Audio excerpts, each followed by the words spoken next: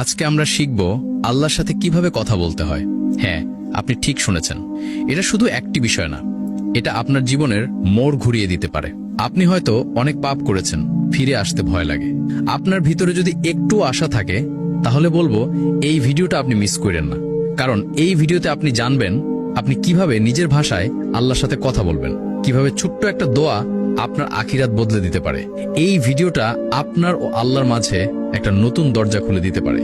একবার মন দিয়ে শুরু থেকে শেষ পর্যন্ত দেখে ফেলেন ভাই, হয়তো আজই হবে আপনার ফিরে আসার দিন।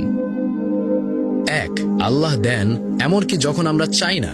চলুন আমরা ফিরে যাই আমাদের আদি পিতা আদম আলাইহিসসালামের কাছে। আল্লাহ সুবহানাহু ওয়া তাআলা আদম আলাইহিসসালামকে সৃষ্টি করলেন। তারপর তিনি আদম আলাইহিসসালামকে জান্নাতে জায়গা দিলেন, খাবার দিলেন, পোশাক দিলেন, একজন সঙ্গী দিলেন হাওয়া আলাইহিসসালাম। একটা বিষয় লক্ষ্য করলেন, আদম আলাইহিসসালাম তখনও আল্লাহর কাছে কিছু চাননি, তবুও আল্লাহ সব দিয়ে দিলেন। এই ঘটনা আমাদের কি শেখায় ভাই? আল্লাহ সুবহানাহু ওয়া তাআলা আমাদের দেন এমনকি যখন আমরা চাই না কিংবা চাইতে ভুলে যাই। আপনি কি কখনো ভেবেছেন আজ আপনি যে নিঃশ্বাস নিচ্ছেন, আপনার হাত পা ঠিকঠাক কাজ করছে, আপনার ঘরে খাবার আছে, আপনি আজ বেঁচে আছেন, এই সবই আল্লাহ সুবহানাহু ওয়া তাআলা দিচ্ছেন, আপনি চাইলেও না চাইলেও। কারণ আল্লাহ সুবহানাহু ওয়া তাআলা হচ্ছেন আর রহমান, অশেষ দয়ালু, আর রাজ্জাক, যিনি রিজিক দান করেন। আপনি যদি কখনো ভাবেন আল্লাহ তো আমার দোয়া কবুল করেন না, তখন একবার ভাবুন আমি তো চাইওনি, তবুও কত কিছু আল্লাহ সুবহানাহু ওয়া তাআলা দিয়েছেন। তাহলে আপনি যদি আল্লাহর কাছে হাত তোলেন, আপনি যদি ভালোবাসা নিয়ে ডাকেন, তাহলে কি তিনি আপনাকে শুনবেন না? শুনবেন ভাই, তিনি সবসময় শুনেন, তবে শুধু কান দিয়ে না, তিনি আপনার হৃদয়ের কান্না শুনেন। ২, আদম আলাইহিসসালামের ভুল ও দোয়া। আমাদের পিতা হযরত আদম আলাইহিসসালাম জান্নাতে ছিলেন। আল্লাহ তাকে সবকিছু দিয়ে দিয়েছিলেন, তবু একসময় তিনি একটি ভুল করে ফেললেন।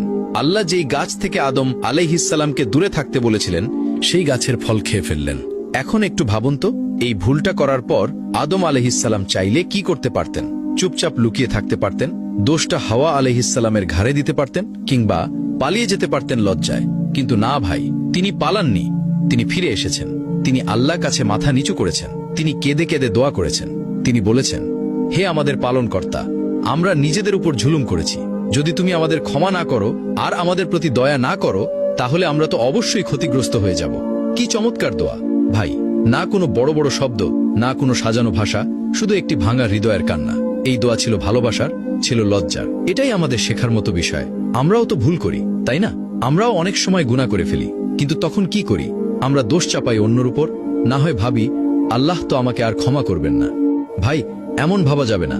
আমাদের পিতা হযরত আদম আলাইহিসসালাম যদি ক্ষমা চেয়ে আসতে পারেন, তাহলে আমরাও পারি। আপনি শুধু বলুন, হে আল্লাহ, আমি ভুল করেছি, আমি তোমার কাছে ফিরতে চাই। এই একটি কথা আপনার জীবন পাল্টে দিতে পারে। ৩, আদম আলাইহিসসালাম ও শয়তানের পার্থক্য। এই পৃথিবীতে আমরা সবাই ভুল করি, কখনো গোপনে, কখনো প্রকাশ্যে। কিন্তু আল্লাহ আমাদের শিক্ষা দিয়েছেন ভুল করলে কিভাবে ফিরতে হয়।